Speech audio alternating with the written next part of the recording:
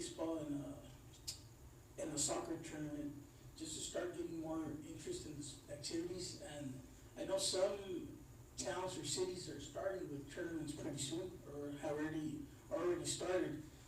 But the situation here in Somerton tells for different measures, as we have seen the cases double, and right now we're around 80 cases, I believe, and around over 400 cases in the whole county. So it's not the time to go back to action right now. And the other is our 4th of July.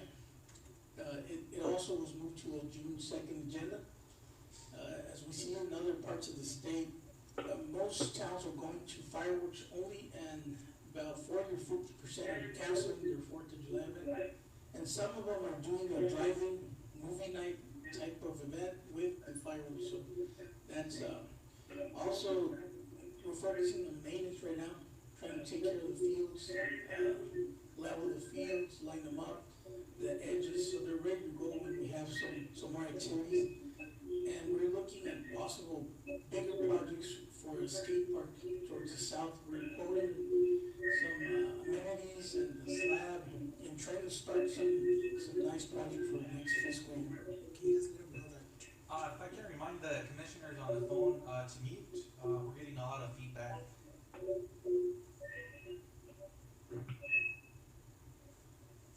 Thank you.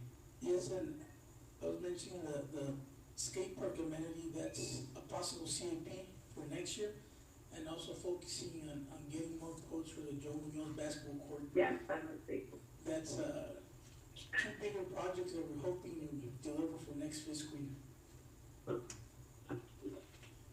So this was so for the summer leagues, which usually is basketball, and so is there something else? Basically, basketball, the swimming lessons, and we were gonna do a summer camp. We had the funds for it already through Arizona Communities Foundation. We had 9,000 already grant monies. That's probably gonna have to be postponed for next summer. It was budgeted and already being planned for, but it was gonna start in June, early June, right after school was basically over.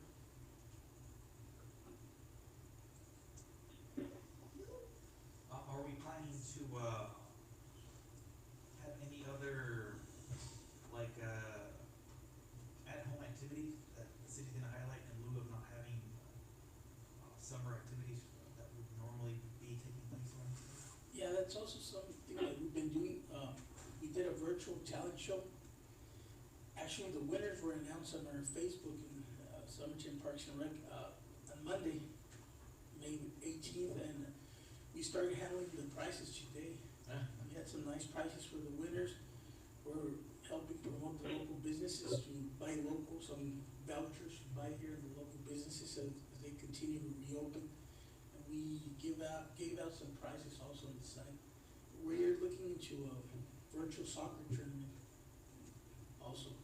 That's something pretty popular. It's a little bit more complicated to the consoles and all that. And I might look for some feedback from the commission on that. If anybody's really into the whole gaming environment. What about video games? Hello, Commissioner, can you hear me? Yes. Okay, sorry, I was having trouble typing on the beginning, but I got there like, I think it was 6:05. I wanted to commend Jesus for that activity you did online for the kids. I did follow it, and I did see the participation with the kids, and that was really neat because that was something they were able to do. So nice job on that. Thank you. And so that's what we. Is that one of the home activities that she's referring to? Or? Yes. Okay. Yes. Yes, and I thought that the kids, like the way you guys promoted it, you and Brisa, you guys are very, like energetic about it, and really, like, you know, it was really neat to see the advertisement for it. I think you guys did a really good job advertising for it. That was nice. Yeah, I want to commend also the work of our recreation specialist and our recreation coordinator, Oscar, spearheaded that event along with Lisa. They did a very nice job. I think doing more of those things is good, will be good, you know? That's good. I Yes. just wanted to comment, I'm sorry. Our hope is to increase the number of activities that people would be able to do at home.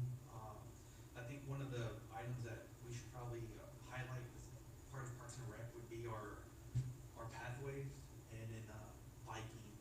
I know myself, I've been out and about, at least when my bike isn't flat, in the community, and I think we should highlight that as well, because I do see tons of families out there enjoying the good evenings that we've had lately on their bike, and I think we should have something along those lines to remind them of, I guess, the rules of the road, just so that safety is still kept in mind, and there's no accidents out there that occur, and just to keep everybody on the same page, and of course highlight the many paths that we have around town, because we do have several paths that do go around the city that people can enjoy, whether they're riding a bike or just jogging.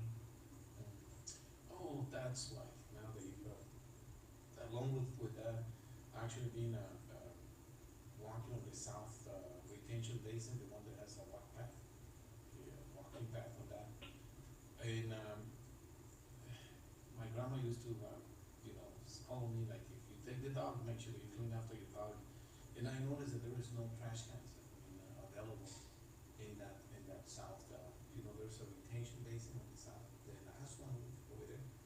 And it's a nice route, just like a loop like this, but there is no trash cans right there. Okay, there is actually like the city trash cans, like on the top of the retention basin, but available right there. So my son actually had to walk with Doug's pool from one end all the way to the other end. And I wonder how many times this will be a discouragement for other people to actually pick up after their dogs if there is no trash cans on that area. On the top part. They should be, it's like, I understand it's a retention base, maybe the trash cans are not there, but if you can put actually on the top, on the sides, on the edges, Yeah. something that shortens the distance so we don't discourage. Because I noticed even in SOMERTON, I asked a person if he needed actually a plastic bag to pick up, after his dog, and he got upset with me, really, really upset with me. He didn't mention who you care. I said, no, just offer you help, because, so now imagine many people, they don't take care of their, and with no trash cans on site, so it will be the same thing to dispose them. But yes, there is a lot of activity going on. Yesterday I did a walk behind the Casa de Gloria, and it was a beautiful crowd of people, lots of people. But we need to advertise that they need to cover.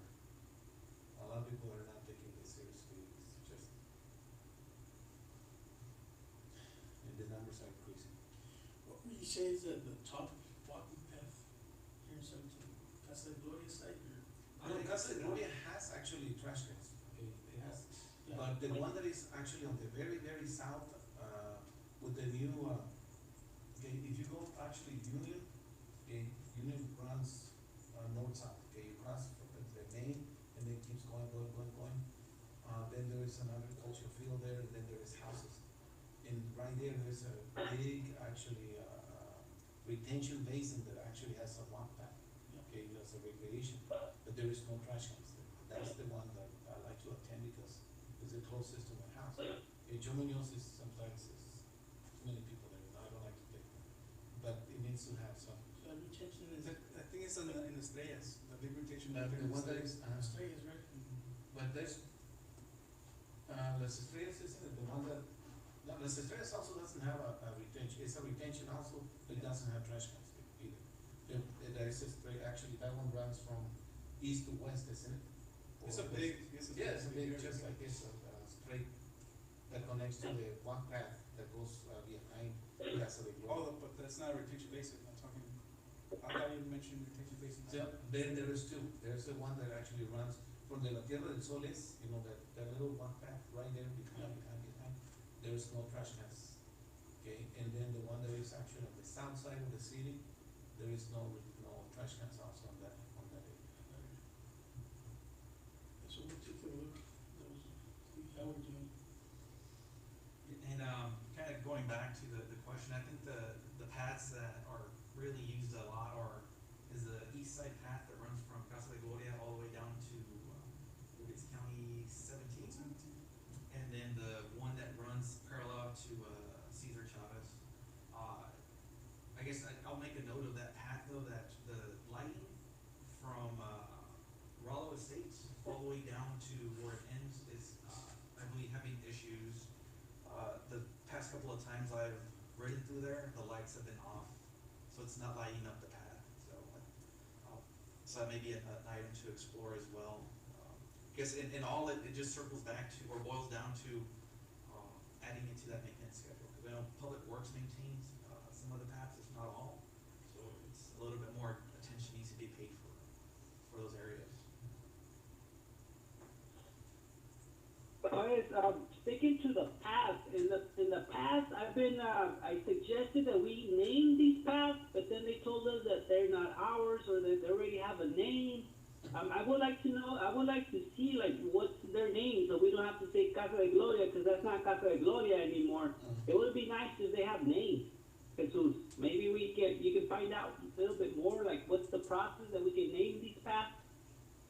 Even for police, if something happens, we can say, oh, it's this so path, and they know exactly where it is for emergencies. I think it would be beneficial. I think that's a good idea, we can locate you with the city departments and the codes.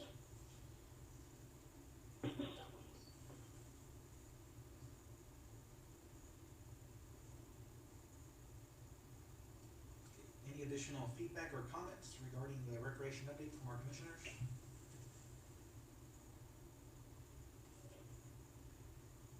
No. Okay, seeing that, we'll move on to new business. Item number 1 is discussion and possible action to approve new Parks and Recreation Commission bylaws as recommended by the board or the commission.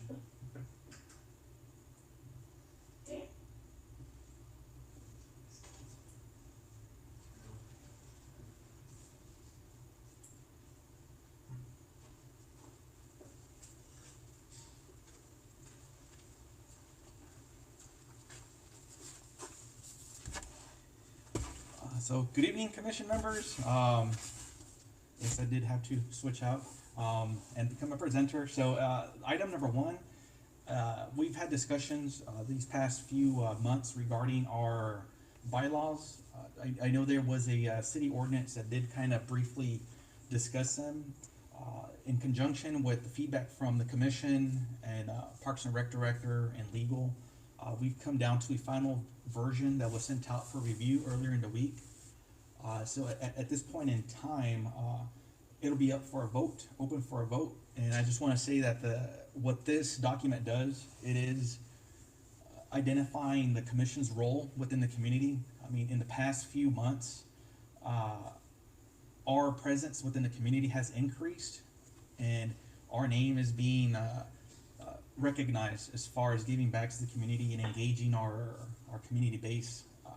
So this document helps identify who we are, what we do, and also helps with the back-end management processes for the commission as a whole. In particular, the financials. It'll allow us to keep a better record of where funding goes. Not that it hasn't happened in the past, but it'll identify it in a clearer manner that we can plan for future disbursements, whether it be a donation or purchasing of additional equipment that our community can use. With that being said, are there any questions regarding the document or its final version?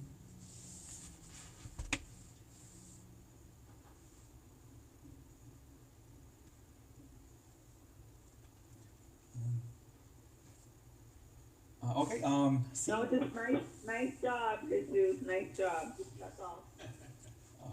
seeing none, then I guess I'll turn it back over to you guys for to open it for a vote and a motion to proceed.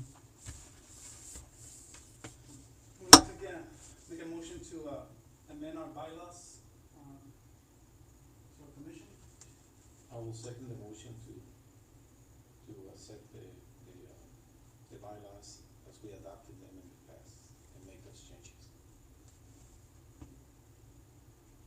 Okay, at this time, we'll put it out to vote. All those in favor say nay. And I, Yay. Yay.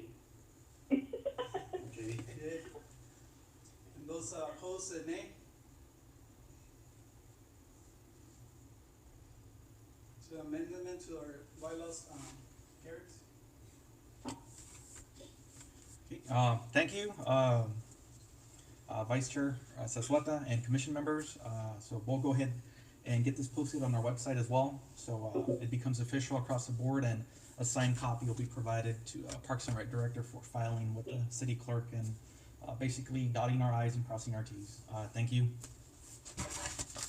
One thing I do want to mention on this is that Jesus Cervantes took the initiative from the beginning, and he's done a very, very good job. So thank you, Jesus, for all your time well spent. yes. Yes, agreed. Well, thank you guys. Like I said, it was a combined effort from all of us. Feedback was always there, and it just shows that our current members within the commission do bring their own uniqueness to the ideas and projects that we work on. So thank you guys as well. Okay, we'll move on to item number 2, presentation of custom Ramada quotes to be used for future fundraisers and special events. Mr. Jesus Mesa.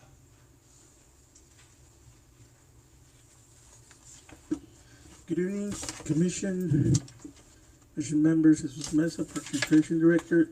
Just following up on this item that was requested a few weeks ago. As you may see, I forwarded the quotes online through email. The Commission members present here in person have a copy. I will go through from top to bottom. It's, as you can see, the one in red, the yellow background. This is a pretty practical, custom-made pop-up tent or Ramada. It has the sides, a backdrop, and the design on top. The design it's pretty basic. They're all going to be made practically of the same material.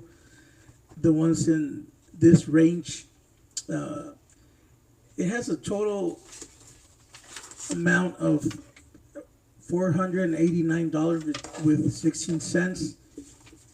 It's basically the cone shaped top. It will include some designs, and the size is probably ideal for the commission because it has enough space for example, for the beer garden. I wouldn't go with a 10 by 10 because it's too small. You're not going to have enough leeway or space to move around. And moving forward with the next quote, which is a 10 by 10 custom made canopy tent with another vendor. It's the one in blue with the orange background. That's pretty basic. It's a very basic Ramada. It goes for $180 with shipping included. The frame it's very basic. It's not going to be too sturdy, but it will do the trick for a few events. And the size is also pretty limited. And any questions up to this point? And moving forward, the next quote is for a 20 by 10 Ramada, which is a little bit bigger. It goes for $378 with 0 cents. It includes the shipping for that price, which is pretty good. It has the walls and the background, so it has a half a wall on the sides, so you can see in a full background. So you can cover it. It looks nicer, more presentable, and on top it looks like it could have the logo for the commission. and it's a little bigger, which could be used for community events or for the other bigger events when the commission serves as a vendor or does a fundraising activity.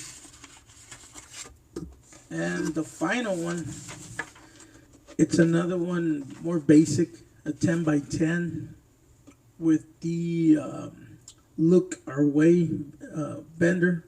They're all online vendors basically, and this one is $159 without the shipping. Didn't provide the shipping total, but it's most likely around 70 to anywhere from $70 to $80 additional. So I don't know, any questions or further input?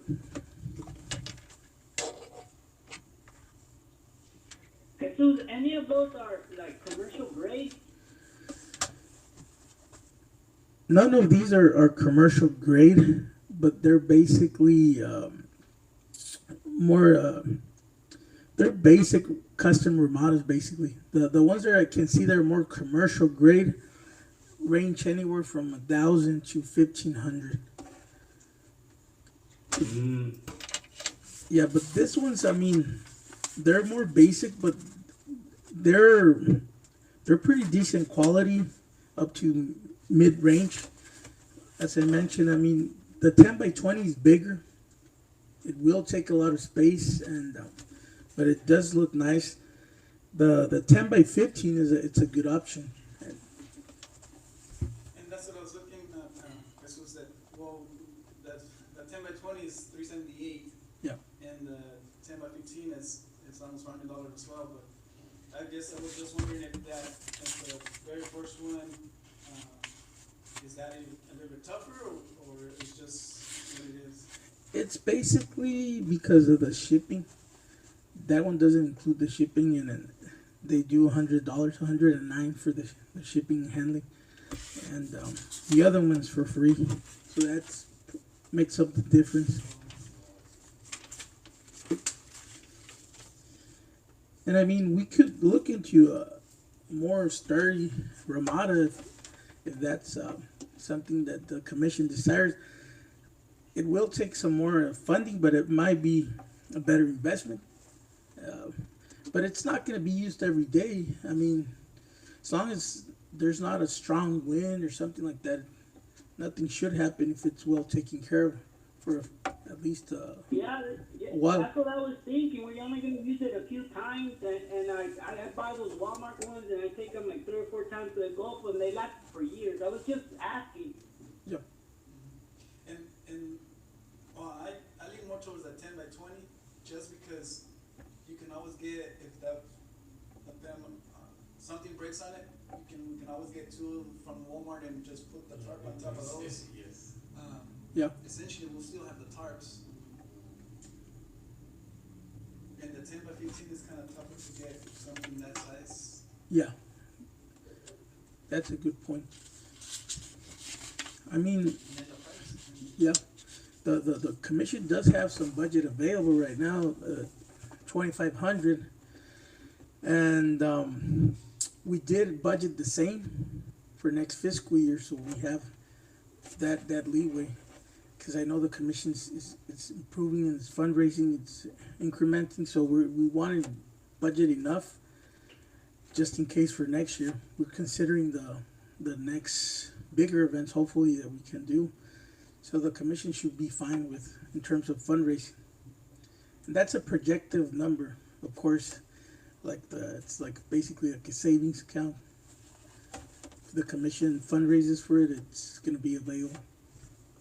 Yeah, overall, kind of building off of Vice Chair Sasueta's comments there, I think the 20 by 10 would meet our needs, because it also goes to a space issue. We'd rather have more space than needed than not have enough in case we were to do the major event. In particular, when we do run a beverage garden, whether it's beer or soda or water, we have that additional space to kind of add the stations in front and basically bring attention to us that it is the commission that is providing these services out.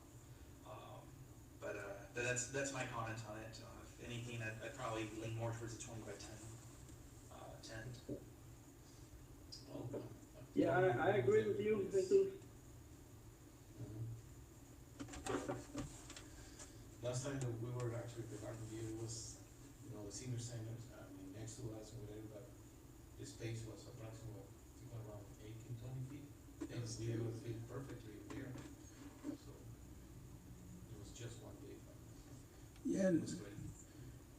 if that's the direction the commission which wishes to move forward with, I mean, we could look into the design, so they could sketch a rough draft of the canopy, and before ordering, we could move forward with the ordering if the commission desired.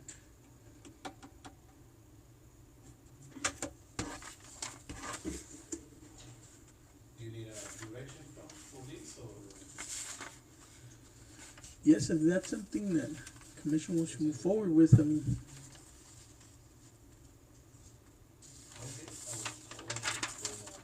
Okay, Jesus, yes. Jesus, I saw that one, the 20 by 10, it's gonna jump up to $1,318 if we add the design, $940.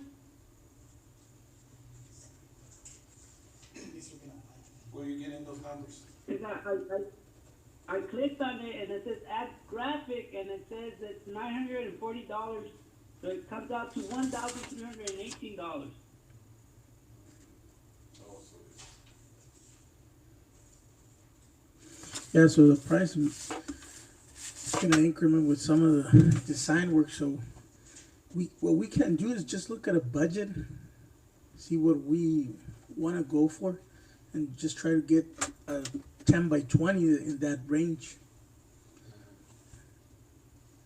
Yeah, because maybe we can get the Ramada if it's a good price, and then maybe put some banner plates and make some banners, and somehow like put glue on or sew on some Velcros to them so we can take them on and off.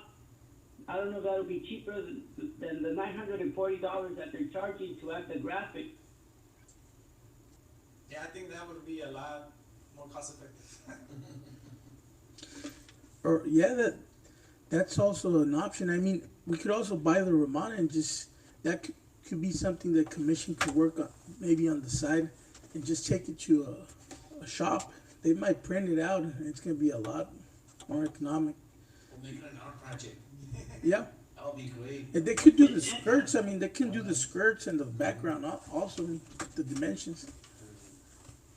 Was there a reason that there was a push to get, I don't know if it came out of us, to get the Ramada, it would be much better just to do the signs and hang them up to the Ramada that the city rents, those white ones. So can you give me a little bit of info on that? Was it did we say? Because I think kind of remember something like that. Yeah, that was something requested by the commission a few meetings back, just to get some info and dig into this possibility. It wasn't really push for to confirm the purchase, but just to look at the options. I mean, yeah, Yeah, Yeah, what do the rest of you guys think? So we just order like a big banner and so we can hang it up there? Because $1,318 is a lot of money. I like the idea of having our own little canopy, just because we can take it and use it for other stuff other than just setting it up whenever the city set up something for us. Something we can move, but like I said, probably making the banners separately, all that stuff, be more effective than paying over $1,000 for our canopy. So that's the only thing I like. It's like we can set it up when we need it, and we don't have to wait for the city or for an event for the city. We'll have it, and we can use it for other stuff other than the city events. and that was I think the original concept for it was to give the commission a portable shade structure so that we wouldn't be relying on the city as much with the commercial grade shades that are usually deployed for like the 4th of July, the Tamale Festival. Because I think the idea was also to use it as part of our public relations campaign and interaction with the community so that we could set up at other events or in front of City Hall and kinda, be able to interact with our community. But in general, I agree, I think if we move forward, we should just purchase a canopy, and then as far as branding, we could get it done, preferably locally, by a local vendor, and it'd probably be way cheaper than the over $900 that would be charged by, this company. Yeah, I'm pretty sure the commission could do that. I mean, through a local vendor, just do the design work locally. They could build the skirts, I mean, just by providing the dimensions and just go by a design similar to what we have here quoted. They could do the background, the backdrop, and the skirts on the side, and just do the logo on top. Yeah, because the back costs $300 more, and each side is $264, and for whatever the right side, yeah, $264. So we get it like the picture will come out to $2,247. So Yes, that's a lot of money. that's a lot of money. Yeah, I have an idea, but it matters, so the price, I think, it is really good, you know, the 10 by 20 with no decorations or no, you know, not custom made. But, you know, those stickers that you can actually order at Staples, for example. Yeah. They order the stickers and then boom, they're being used in cars or whatever. They glued to the surface so strong that it's really hard to actually get them off. Yeah. And it's gonna be much cheaper. I mean, if you want to go for the top or on the side or whatever. So I think it's a good option to have. First of all, the first step is to have our own tent. And then either an art contest, you know, that's decorated, something that we can involve the people in Somerton, or order, you know, those stickers. We'll just based on the dimensions of and yeah, we can save a lot of money, because I agree with our partner here, Juan, you're right, it's a lot of money, and we work our butts for this money, so let's be creative with it. Yeah, I mean, I would recommend just maybe looking into possibilities or a budget, having a budget in mind. We could just look at prices for just the basic Ramada structure, and just look at a heavy duty one that it's gonna last for a while, and maybe look into the design work for later. Yeah, I think this one's a good price, the 20 by 10, just like that, and like you said, look for somebody, a banner studs or somebody to make the banners. I agree with you.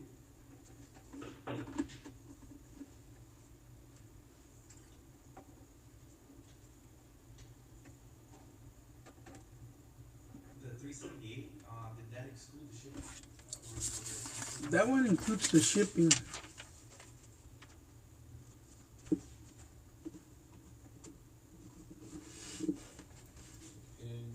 Is this the North Star Flags, the company for the 20 to 2010? Yeah, it would be the. No, it's a different vendor. The banner studs? Yeah.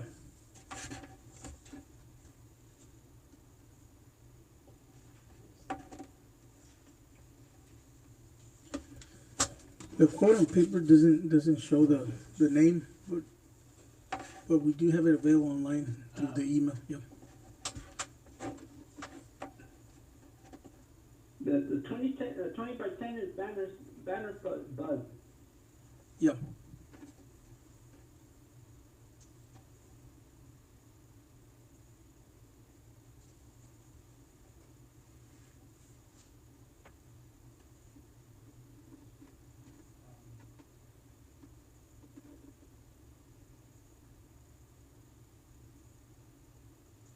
Any additional feedback or discussion for the item?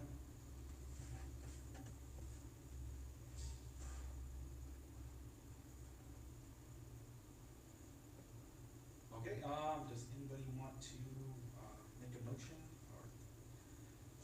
or provide direction? To set aside money for the amount of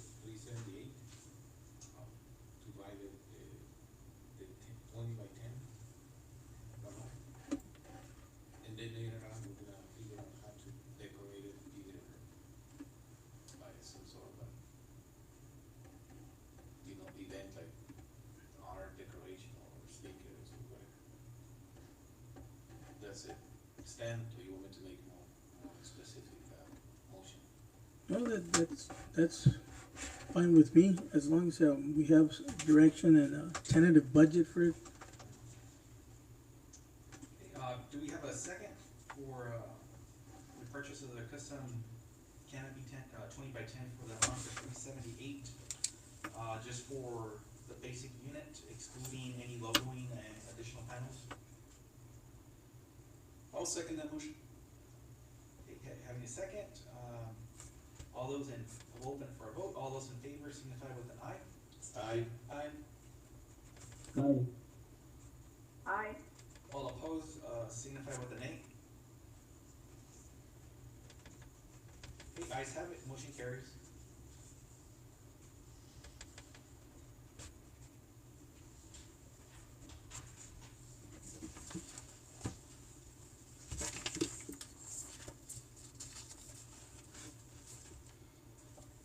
Okay, we'll move on to item number 3, which is presentation regarding Parks and Recreation maintenance schedule and level of service review. Mr. Mesa.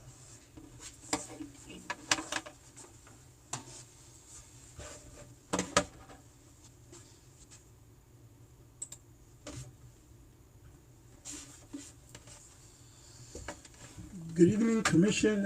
This is Mesa Parks and Recreation Director. Moving forward to this next item. On the screen, we have a brief presentation, something basic that we put together. The project manager for the city of Somerton, overseeing the high school project, Mr. Jerry Cabrera, and our department. We worked together just to get an update. Basically, it's a snapshot of where we're at, what we do, kind of thing. The level of service of our parks needs to improve. We are very conscious about that reality. And there's a few factors that we also want to communicate to the Parks and Recreation Commission, so we're on the same page moving forward. Just on a side note, the Public Works Department, along with administration and the Parks and Rec Department, we agreed that starting next fiscal year, July 1st, the Parks and Recreation Department is going to oversee all the retention basins. It's not going to share the open spaces with Public Works. Public Works is going to take over, keep maintaining the pathways, and they're going to take over Main Street, which Parks and Rec was handling. And they were assisting with some retentions. Now it's going to be all Parks and Rec business related to the retentions areas and linear parks around town, which are many. And it's something that it's going to be a challenge that we're willing to partake. It's not going to be easy, and we're going to be looking into contractual labor, contracting out some of the work, and just increasing the inmates. Request more inmates, because right now we were getting around 3 or 4 inmates only. The issue basically is transportation in relation to DOC and supervision. Since we only have 6 active FTEs right now, you need supervision to handle the inmate labor, so they can't be by themselves. And so that's something that we're going to be looking into moving forward. Any comments up to this moment? Is there any fees or costs associated when we use inmate labor, like transportation and must have been supervisory, or the cost for the supervision of the inmates by DOC officers? There's some minimal costs in relation to the labor. They are paid. It's minimal. It's just something pretty much symbolic. It doesn't really affect our budget that much. For a month, it's basically a couple of $100, 200 and something, or no more than 300 a month. So it's something minimal that they're paid for their service, and of course the wages are different in relation to inmate labor, and we just need more, all that we can get in terms of the transportation and there's a possibility that we're gonna hire another FTE or a full-time employee. But right now that's in the freeze because of the situation. We are gonna replace the sixth member of our parks team, which was Mr. Julio. He recently left the department and moved to the Public Works Division. So we're hoping to replace that position soon. We have some interviews scheduled for this Friday. So that's basically a replacement. And the other position that has been open, it was budgeted for, been budgeted for a long time, probably over a year, but it hasn't been filled because of one thing or another. But right now it's on a freeze, and that position was initially considered for part-time facilities maintenance and part-time parks maintenance. So it was going to be a dual position. We're hoping we're gonna be able to fill that position soon if we're able to, and just contract out some of the work. Council right now is considering how much it's gonna budget for next year. We did mention that we were gonna need to contract out some of the work to improve the level of service, but it depends on what their vision is and the possibilities also because of the situation that they're gonna have to budget more contingency money for next year. And as you may see, I mean, any questions for this initial statement? And the reason I brought it up is so that we being, I guess, a general statement to include the city, so that we don't, I guess, rely on DOC inmates and kind of start using that as a crutch. Because if we do, then what happens when they may no longer be able to provide that service? Especially like, let's say this COVID-19 item still progresses, then I doubt the DOC is going to have inmate labor out and about, because it does pose a risk not only to the inmate themselves, but to staff that is supervising or individuals that they're helping or interacting with. So that was the purpose of my question. I do have a follow-up question to your initial opening statement regarding the transfer of certain responsibilities from Public Works to Parks and Rec. Does that include the budget authority attached to those responsibilities? Like, is the budget going to be increased to offset additional costs for those additional responsibilities, or is it implied or expected that your staff is going to, I guess, do more work at the same budget that you guys have? Well, the intention is that council's able to allocate additional funding in terms of the contractual labor. In recent years, contractual account was used basically to pay for the league supervisors. We were deducted like around 41 grand for Oscar's salary. He's our recreation specialist, and we did basically a swap. So it was an exchange for the seasonal contractual league coordinators for another full-time employee. That was approved by council a few months ago, about almost 6 months ago. So that's gonna compensate for some of the funding in that account, which is 90 grand. And I mentioned if we're able to keep the 90, we're gonna be able to contract out some of the work.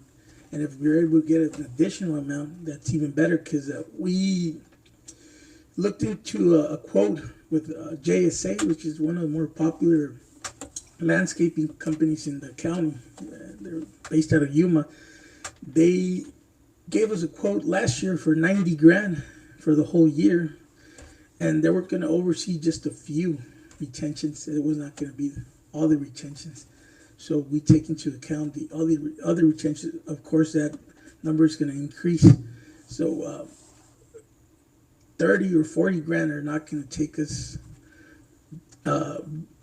very far, but it is going to help. So that, and the rest of the work is going to be basically absorbed by the staff we have, which is, they're used to it. The only thing is that the equipment is the one that it's another big concern, because it's failing equipment. Most of the trucks, as you see, and by the guys, they're in the 90s. We just got our 2 vehicles, our recent vehicles that were from the police station. They were able to assign those vehicles to Parks and Rec Department, but they're vehicles that we spent every month at least $200 or $300 on repairs because of their condition, and the rest of the equipment, it's heading towards the end of their life cycle, or it's in between. So that's something that we're hoping we're getting able to acquire additional funding or receive further consideration, if not possible for this year, maybe the next fiscal year, because it's a big challenge when you don't have your equipment. One thing's not having staff, but if you don't have equipment for the staff you do have to do their job, that's when it gets very complicated. So that's where Parks is at right now. And yeah, the reason for that was like, cause, I mean, you don't wanna rob Peter to pay Paul, you know, Yeah. just offsetting your responsibilities to another department, cause then nothing really gets fixed. It's just passing the buck to another department. Cause in looking at some of the retention bases around town, I'm pretty sure some of the commission members have also seen, they're in disarray. Yeah. Even the ones that were zero speed, the wind has blown the gravel off, the people have ridden ATVs or quads through it and ripped the fabric. Yeah. So aside from, you mentioned a quote from GSA, and I'm assuming that's just for maintenance, it's not for the actual bringing up of those retention basins Yeah. to a proper level of service that our community members expect. No, not at all. It's actually for twice a week, and it doesn't include repairs. So it's basically just the basic maintenance, trimming, edging, and all that. That's a lot, sorry, I didn't mean to go off on a No. budget tangent, but, thank you. Yeah, moving forward. This is basically ranking methodology that Mr. Cabrera and ourselves we're using just to rate our current situation. As you can see, I mean, 5 is excellent, 1 is very poor. We would consider our department in a realistic measure around ranging from a 2 to a 3, depending on the season. If it's peak season, we're ranging around the 2, maybe a little lower. And when we're at our best, it could be fair, we would say, but I leave that into interpretation or comments.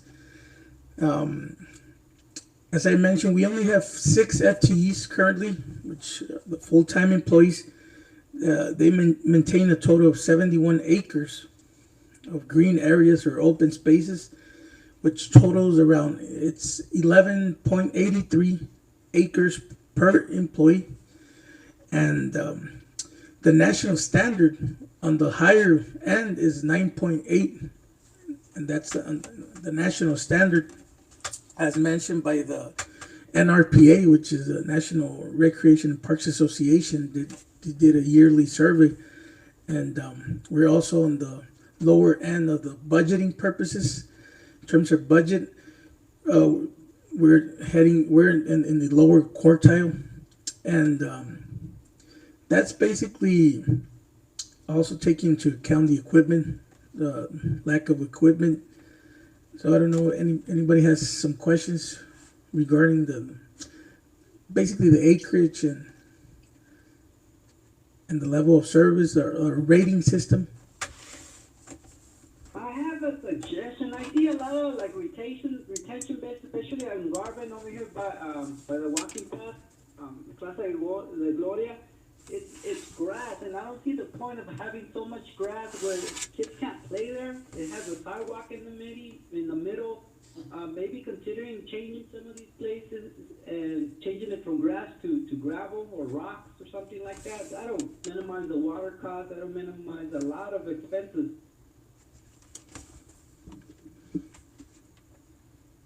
That's a possibility, and it's a good idea. I mean, the xeriscaping, it does take some budgeting, and it's less maintenance. So that's what we had to do in one of the remodels in the Estrellas. We went from grass to sand because it wasn't absorbing. Yeah, over the long run, it's gonna be a savings, not only for, economically, but environmentally as well, saving the water. Yeah.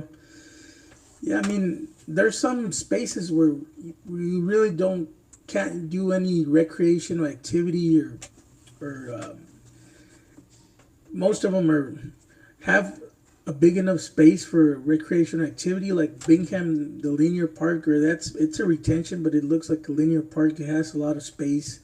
The one over there by Rollo, the big one, it has sufficient space for even a soccer field, but you can't really use it for that purpose, because if it rains or if it floods, I mean, you don't want to put amenities in those retention basins. Like, for example, the skate park we're looking into, it's not really a convenient option. Put a skate park that is going to be, the amenities are going to be made of steel in a retention where it's most likely going to flood and it's going to stay for a few days or weeks.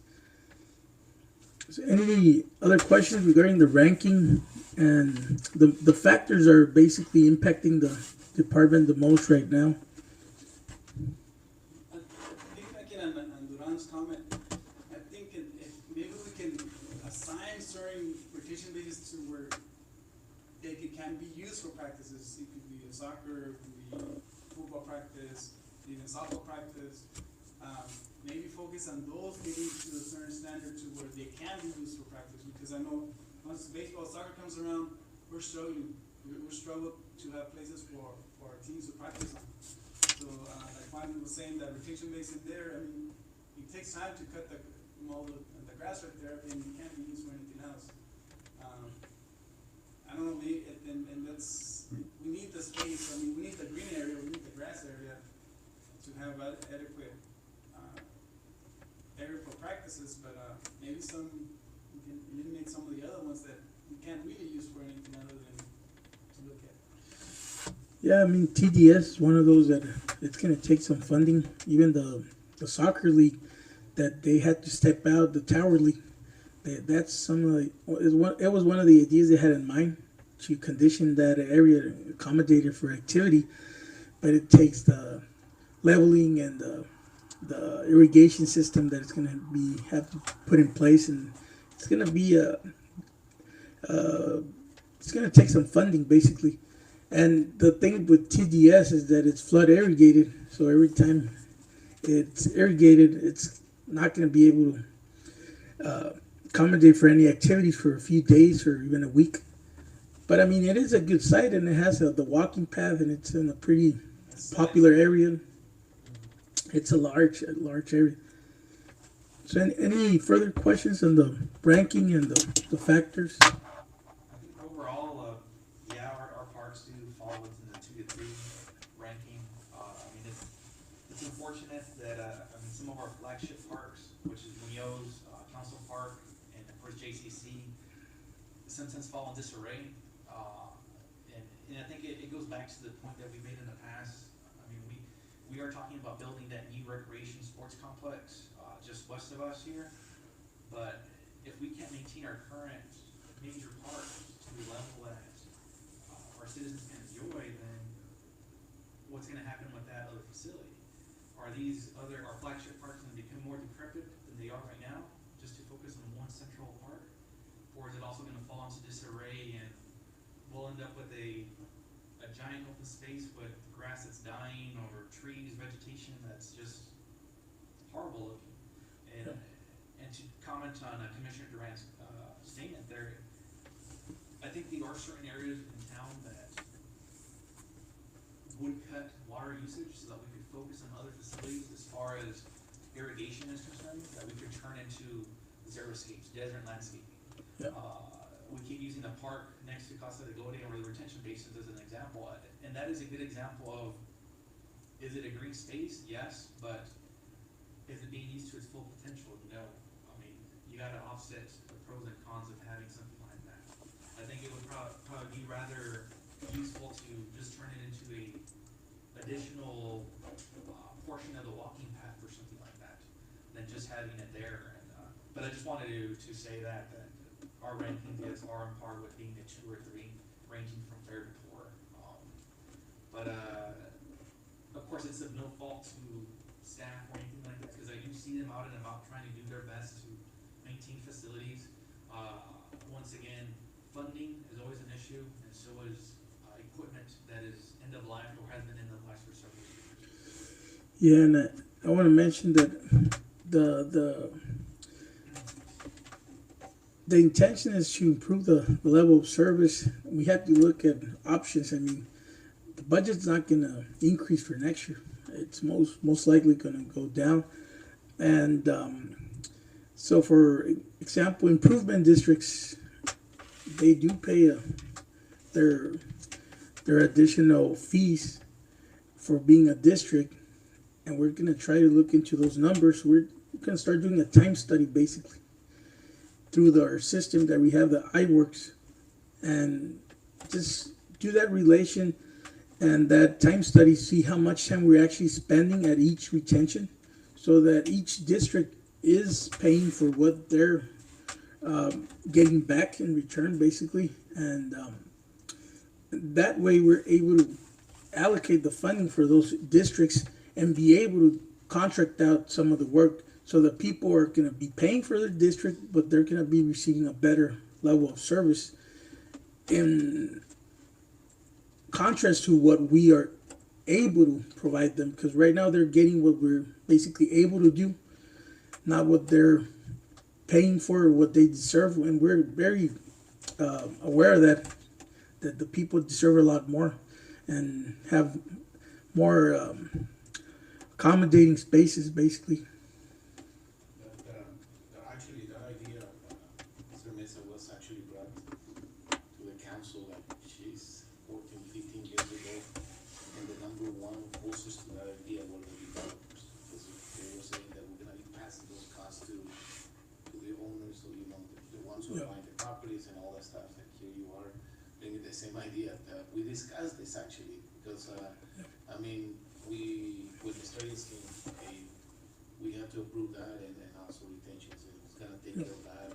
In the same issue, I mean, the city has been in this position for many years, in which the lacking of personnel, not enough staff to take care of that same issue. So I guess, I hope we're looking at the right direction this time, and we need definitely, number one, we need to increase the number of personnel that is taking care of those parks, those retentions. But the question is how to do it. And I don't know if people that bought their properties will be very happy, saying, okay, we got another tax to pay because of this district now that is being created. It may cause some disgruntled. Yeah, I mean, employees do get discouraged. That's also a factor. I mean, we want to ask more of them, but we're not giving them anything in return. I mean, every year is the same wage. They're not getting better equipment. It does bring their morale kind of down, and especially if it's been the same for many years. I mean, we can make our effort and try to do like a morale improvement system to express it that way. But I mean, it isn't easy, because of course employees, what they need is money and just have the tools to do their job a little bit more efficiently. And according to national standards that were just recently forwarded by the NRPA Association, for every 10,000 people, you're supposed to have at least 8 FTEs. 8, and we have 6 for almost 20,000 people. And we're in the lower end of the budgeting purposes, in the lower quartile with our $1,300,000 that we have for Parks and Rec total budget. So we're on the lower end of the budget, and we're way below the standards according to the national standards. So that's why you could see a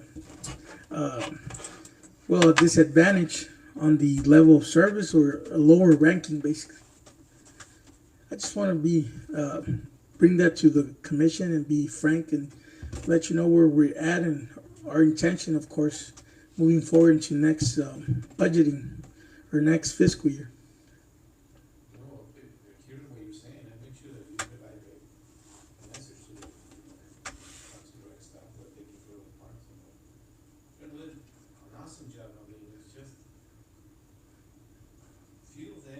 know, Yeah.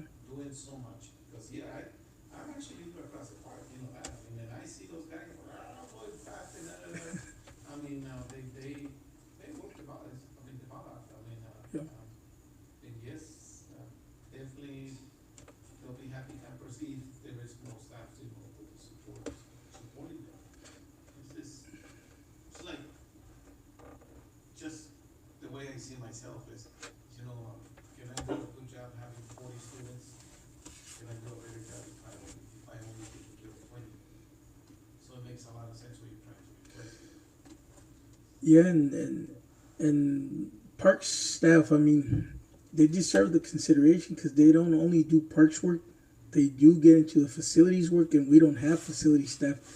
We have a facilities person that takes care of City Hall and public safety buildings. That's a contract worker, but an actual full-time employee in the facilities division, we don't have any. But parks is parks / facilities and / special projects and / a lot of areas. So that's also a factor. When there's going to be an event, it takes a day to set up and a day to tear down. And the lights and the banners in Main Street have to be installed. It's parks, and it's a lot of things that it's parks. So it's not only the green areas and all that. I don't know, just wanted to point that out. Any questions for moving forward?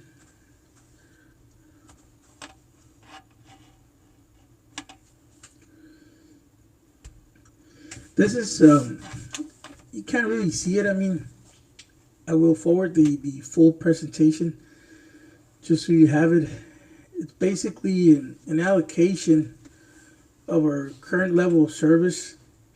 It's a graph displaying how much repetition or how many times we actually go to the parks and provide that service in terms of ramadas, how many times we go to the ramadas a year. And it's a ballpark figure right now because we've never done an actual time study, but we're going to start doing that in July so we know the more precise numbers. When you check out the presentation, you're going to see that ramadas, we have a number there, 360. It might be a little bit off. The ramadas are widely used. We have to go take care of them during events. The birthday parties and the weekends, they're used most of the time in the weekends, and just change the trash almost daily because of the usage. And it also breaks it down on the bathrooms, the other amenities, and the open spaces. So that's basically what this chart is here for. As I mentioned, it's a ballpark figure just to provide council some numbers, and so they can know basically where we're spending our time, what we're doing, how many staff members, how many staff hours are going into the projects and the different assignments. I know you can't really see that graph, but I can forward that chart to the commission. That's something that our park supervisor put together. Commend Rodney's work. He's a very qualified and experienced person, and he's one of the anchors of the department, and we hope to keep him here for a few more years. He really has a lot of initiative and a lot of tools that really help our department. And I know you can't really provide a lot of questions and input, but that's basically just a rough summary of where we're at right now and what we're trying to do. And we know that the park does need a lot of work, or green areas and retentions. So we're open to suggestions, comments, any ideas. I mean, right now is a good time because we're getting ready to basically go back into full throttle. And we haven't stopped basically because there's a whole lot of, we're way behind, and we've been probably playing catch up for, I don't know, 10, 15 years. But I mean, right now is a good time for programming and organizing things. Just one quick question. Based on what's going on, have you lost any staff members for COVID or? Yeah. Very lucky?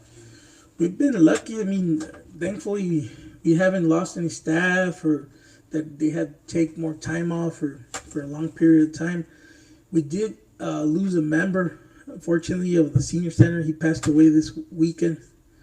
One of the Porches family members. He was a pioneer, basically, of the karate, the sports scene.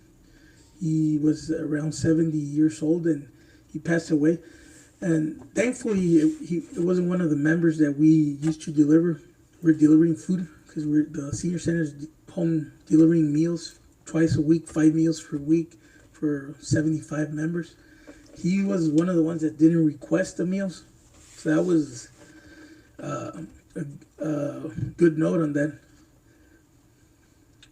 Yeah, but the department has been going well. The staff has been showing up. They responded well to the emergency preparedness plan, and the administration staff went back to regular schedule on Monday, this past Monday, and the parks guys were working regular schedule for the past 3 weeks. So, I mean, staff has been holding their own basically.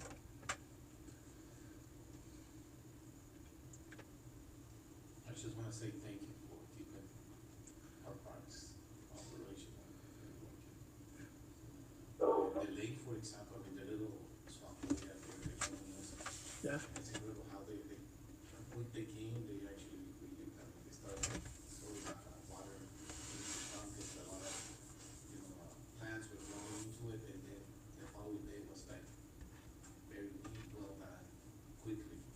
So those things are, I'm always telling my kids, you know what, when there's a will, there's forms to do things, and I'm glad, I'm reading the reports that you're sending to us, and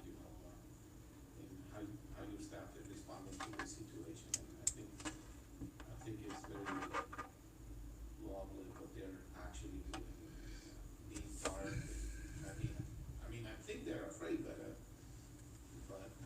being there every day, it needs to be done.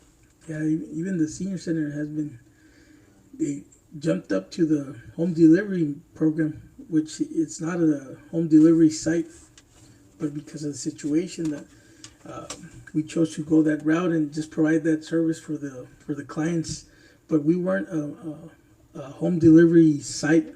Only Yuma, I think, here in the county.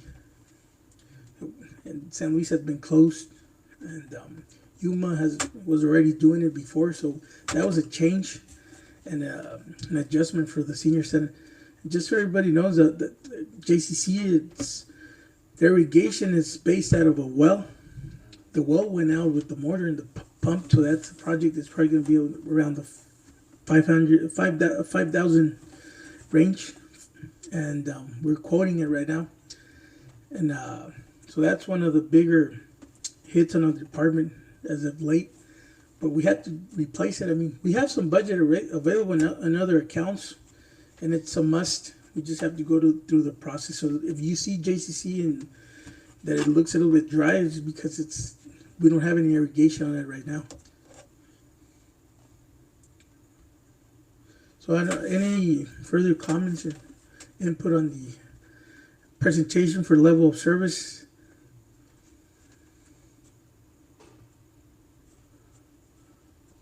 No, I don't think we were showing to echo Commissioner Vasquez's comments. We do appreciate what Parks and Rec does. They are the fortunate jack of all trades, whether it's actually keeping up parks facilities directly or special event setups, or in this case, they are the facilities management group for the city, aside from Parks and Rec responsibilities. Yeah. So to echo Commissioner Vasquez's comments there, thank you guys for all the work you do, and hopefully the situation improves down the road where we're able to not only increase our level of service, but also accommodate future requests that parks may need. Us being, of course, as a whole, not just directly to commission. No, we appreciate it, and I hope we can keep building this team effort and working together. I mean, it's going to be an interesting fiscal year, and we're going to need that collaboration, keep growing and keep working together, because it's going to take a lot of creativity to make things work for next fiscal year.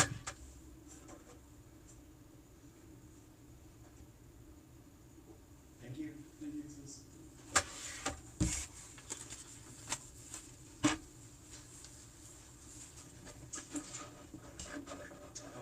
moving on to current events update and recommendation for agenda items for the next meeting by commission chairman, commission members, and or Parks and Recreation staff and director.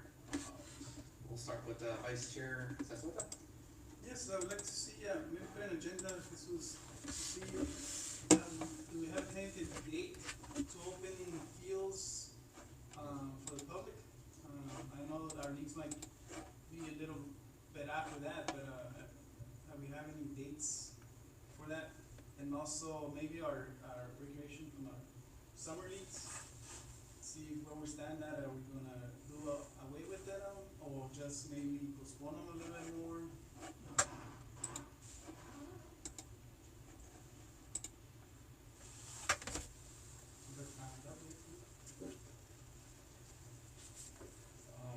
For me, add an agenda item to discuss recognition for Ian, our departing city administrator. He has accepted a position with Yuma County, and he, in his time with the city of Somerton, was a proponent of the Parks and Recreation Commission and assisted in essentially building us up to where we are as far as our purpose within the community and city operations. Sure. That's all I have for my agenda items. Commissioner Vasquez? No, nothing at this time. I think I already brought my concern about the trash cans and, but nothing at this time. Commissioner Duran, any agenda items? Yeah, Jesus, if you can look into it, like if the walkways have actual names. If not, then if we can name them. Sure, that's a good item.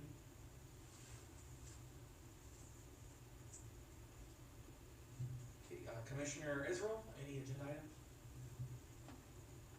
Nothing at this time, thank you. And then Director Mesa, any additional items for our agenda?